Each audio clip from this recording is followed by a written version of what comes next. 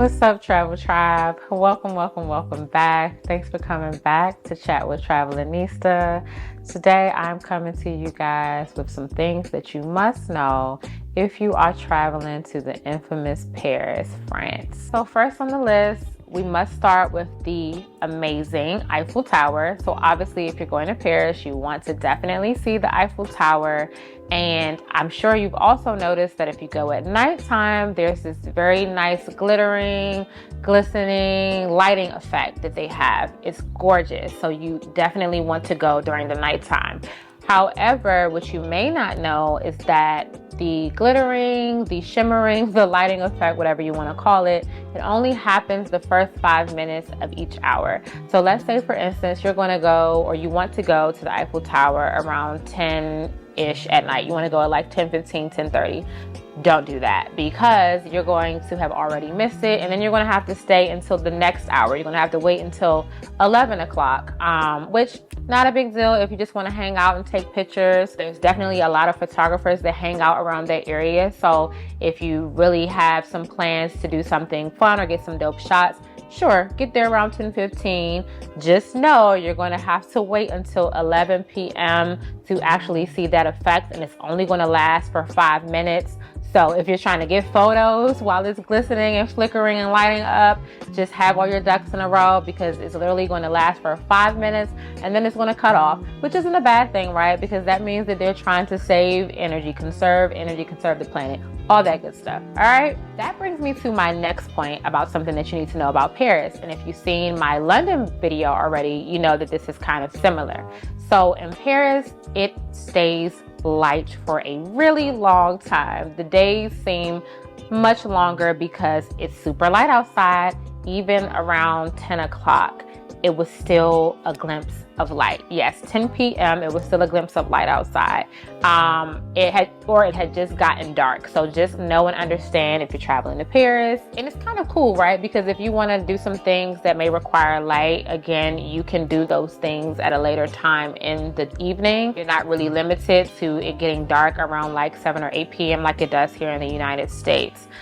So just be aware of that. Okay, guys. Now this is something that's really important for my foodies and the people that like to eat, which should be all of us, right? So one thing to note in Paris is that the restaurants tend to close around midday, and it is all across Paris. This seems kind of like their culture, that they close during midday. They close their restaurants. So there may be a few places that you can probably get like some light snacks or refreshments from. But if you are expecting to have like a late lunch or something of that sort, beware that you may not get to do that. You may not have that quality food that you would get if you were in the United States, where they just want us to be obese because you can get food and then there's DoorDash and there's Uber. No, there is not the same practices happening in Paris. You must be aware of the time that they close so that you can have your belly filled. So say, for instance, if you want a late lunch, you may want to go to like a little local corner store or a grocery store, kind of grab you some snacks to kind of coat your stomach during that time, because most of the restaurants are certainly closed during midday. So definitely keep that in mind. Definitely look up the hours of the places that you want to dine at, just so that you can kind of be ahead of the game and you can be prepared and you're not hangry. All right, guys, the next thing I'm going to talk about is another reason why so many people travel to Paris, and that is for the Louvre Museum that houses the infamous Mona Lisa painting. And if you've been to Paris, then you know what I'm about to say. If you haven't, listen closely, okay? The Louvre is so popular. So many people come, like I said, across the world to see this. So anytime that you get your ticket, even if you get your ticket for the earliest time of the day, you get an 8 o'clock a.m. ticket, you need to be there well before 8 a.m. because anytime that you have a ticket slot, for instance, I believe I had maybe like a 10 or 11 o'clock ticket slot, There were so many different lines of people. It was insane. People arrived probably like an hour and a half early. I'm not telling you to do that. What I am telling you is that if you thought you were going to get a ticket slot for 10 a.m. and that you were going to walk yourself right to the front of the line with your 10 a.m. ticket, you're wrong. That is not how it works. People are literally standing in those lines for hours, or at least 30 to 45 minutes earlier to increase their chances of getting in sooner.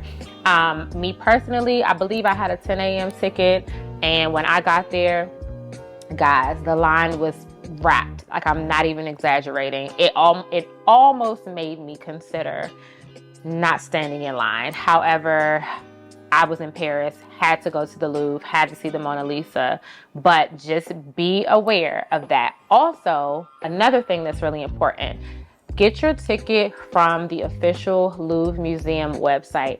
Do not trust these third-party websites that are saying they can offer you some kind of speed pass, fast track to the front of the line. You are just giving away your money, because I was assured by the Louvre staff that there is no cut the line, skip the line, fast track tickets available. All of the tickets are the same, and everybody has to wait in line before they get into the Louvre Museum. All right, guys, next I'm going to hit on seafood, right? Because a lot of people like seafood. I personally like seafood. And then if you are just into diet and you don't eat regular meat, then you may want to know this. So the seafood in Paris is not the seafood in the DMV. I live in the DMV. We have some of the best, not debatable, the best seafood in Maryland especially, and the seafood here is really good. However, the seafood in Paris had a completely different taste. It was completely different presentation and completely different seasoning procedure. It's just different. So if you're in Paris and you're a seafood person, you can eat the seafood. I had the seafood. I had shrimp. I had fish. There was nothing wrong with the seafood. I didn't get sick or have an upset stomach. But the taste, the flavor profile, it is just completely different, which is to be expected. But some people may not think that it's a big difference. There is. So keep that in mind if you are a seafood person. Now we're going to get into the currency of Paris, and they are using the euro, which I'm sure many of my travel tribe would have guessed by now. They are using the euro, and the euro is definitely different than the US dollar. It is a little more than the US dollar in terms of the value that it holds. So just know that if you're looking at the prices in Paris, you are not looking at the prices in US dollars. You are looking at them in euro, and it will help if you use a converter, like a currency converter app. I believe I told you guys, if you guys were listening, if you guys watched, there is a video on this, but I'll give it to you again. It's called Global Exchange, I believe the app is called. If that's not what the app is called, I will drop it in the comment section below or in the caption, so you guys can have the exact app that I use for currency exchange. But yes, they are using the euro in Paris. All right, guys, and last up, again, I am stressing the importance of the converters, these adapters, which, if you don't know which ones to use, these are on my Amazon storefront. So definitely go click the button. It'll take you right to the Amazon storefront so you can have the correct adapter or the correct converter for Paris. They do not use the same sockets. It is not the same outlets that we have in the United States, and so it's going to be really important for you to have this. Also, the converter that you're using in Paris is not the same converter that you're going to use for London. So if you're like me and you try to put these two trips together, which isn't a bad idea, right? Because there is a train that goes directly from London to Paris, from Paris to London. It only takes 2 hours, okay? If you do decide to do that, do not assume that your converter from London is going to work from Paris and your converter from Paris is going to work for London, because it's not. Just get on my Amazon storefront, get you the right appropriate converter so that you won't get there and have to buy one that is definitely probably going to be an upcharge for, because they know that you need it. I believe believe that's it, guys, for now. I hope that you found this information very useful. If I forgot anything, if you know something that everybody else needs to know in the Travel Tribe, please drop it down below. Please make sure to like, share, and subscribe. Thank you guys so much for coming back. See you next time.